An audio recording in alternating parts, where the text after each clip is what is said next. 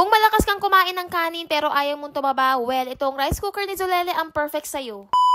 Sa lahat na ata ng rice cooker na meron ako mga mare, itong low sugar rice cooker ni Zolele ang pinaka nagustuhan ko talaga kasi nga bukod sa aesthetic, itong rice cooker na to hinihiwalay nga niya yung sugar doon sa kanin. Kaya naman talagang mapapa-healthy talaga tayo dito kasi nga diba nga low sugar rice na nga siya. Kaya naman kahit makatatlo o 5 plato ka ng kanin dito ay talaga naman hindi ka mag-aalala kasi nga mga mare ko no, low sugar na nga din siya. Paulit-ulit yarn. Heto nga at nagtakal na nga ako dito ng bigas dito sa kanyang strainer at ayun nga no, dito ko na nga rin siya hinugasan kasi nga mga mare ko, ito yung gagamitin natin para nga maihiwalay nga yung sugar doon sa kanin na isasaing natin. Nilagyan ko na nga din pala ito ng tubig mga mare ko pero siguraduhin nga lang na mas mataas yung tubig ng 2 to 5 ml. Doon sa bigas na isasaing nyo. Sobrang dali nga lang din ito gamitin mga mare ko, hindi ka mahihirapan kasi mga mare ko, ito tignan nyo dito sa kanyang panel, makikita nyo dyan yung mga mode na pwede nyo nga gawin. O diba ang galing? At dahil glass na nga rin pala ito mga mare ko, makikita nyo yung proseso ng pagsasaing itong rice cooker na to sa bigas natin. O diba ang ganda? By the way mga mare ko, pwede rin nga pala kayo dito magluto ng may sabaw. Ayan mga mare ko, tapos na yung kanin ko, ang bilis at tingnan nyo naman, ang ganda ng pagkasaing ng rice cooker na to at talagang mapapadami ang kain ko nito kasi nga healthy at wala akong iisipin na baka tumaas nga yung sugar namin. O siya mga mare, kung gusto nyo nga rin ito, nandiyan sa aking yellow basket, mag-check out na kayo, go!